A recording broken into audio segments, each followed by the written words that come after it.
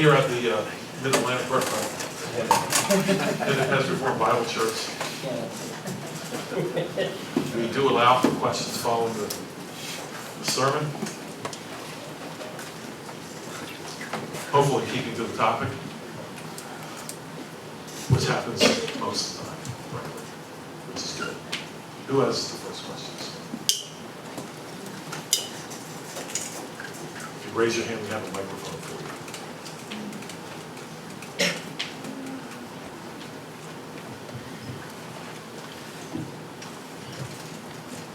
As you're preaching, I couldn't help but thinking of the three-self church in China and the actual true underground church. And we heard a sermon last week where the three-self church is the government church, and they're allowed to preach what they're allowed to preach, and it's described as being a bird in a cage, and they can do whatever they want, but they're a bird in a cage.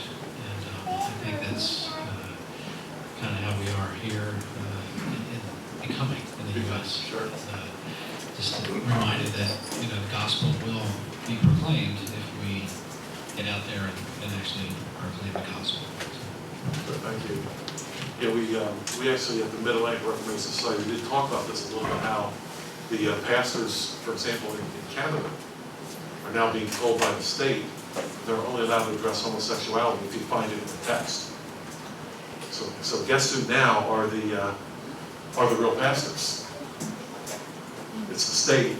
You're allowed to address it. It has to be in the text.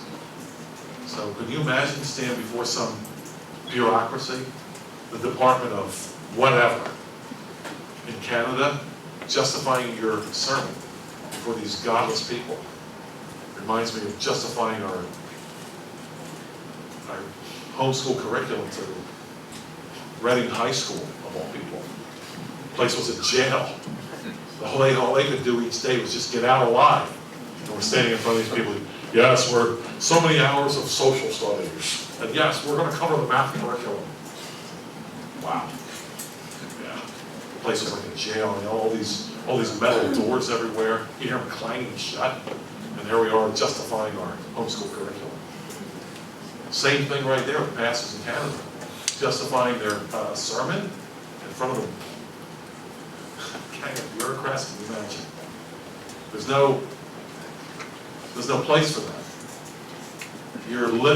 It's not the gospel, it's something else at this point. Those dear underground churches, reading about them, not so much in China, but more in the Soviet Union. Because the Soviet Union always had an approved church. You could meet. It had to be approved by the state. And the biggest enemy of those underground churches often was not the state itself. It was the approved churches.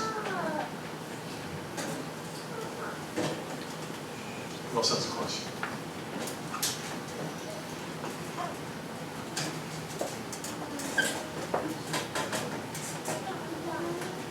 Yes, we have one.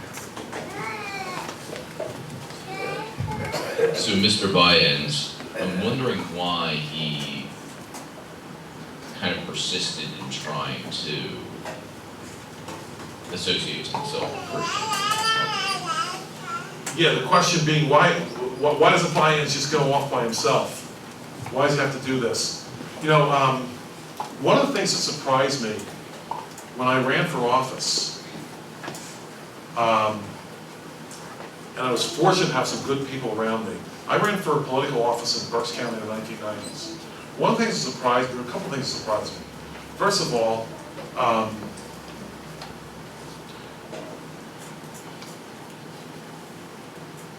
it shouldn't surprise me. But it did surprise me just how corrupt. It should not surprise me how corrupt the Republican Party was in the county. Shouldn't surprise me. But it did.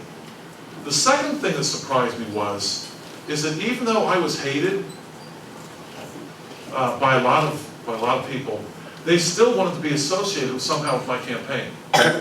They wanted to, because they knew it was a principled campaign, and they wanted to somehow be associated with it in some strange way, so they could somehow look good. It was a weird kind of a thing. It really, really surprised me. Why don't you all just hate my guts? But no, they wanted, Dr. Peter Hammond has made the same point, that even though many governments are extremely corrupt, they still want the approval of the clergymen. They still want the approval of the pastors. And will do almost anything to get it, including kill the ones they hate, so the ones left will approve of it.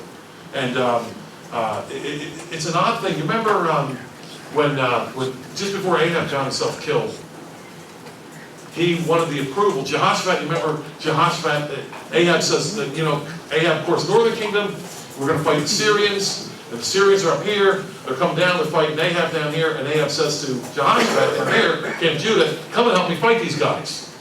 Right? Which kind of made geopolitical sense, right? Might as well fight them up in Israel before they come down to Judah, right? Made sense. And of course, it didn't make sense with God because Jehoshaphat heard about it later. But so he goes up, and they're going to fight it, and Jehoshaphat says, can we hear from the Lord? Before we go out and commit this big battle, can we hear from the Lord? Did anybody mention that? Let's hear from the Lord. And Ahab, you remember, drags out 400 prophets on his payroll.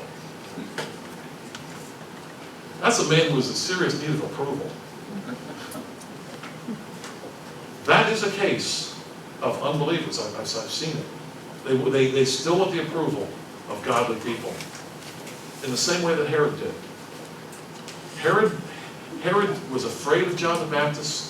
He liked listening to him, and he sort of wanted to be painted with John the Baptist's good brush without having to do what John the Baptist was doing. I think that's what Bunyan is demonstrating here.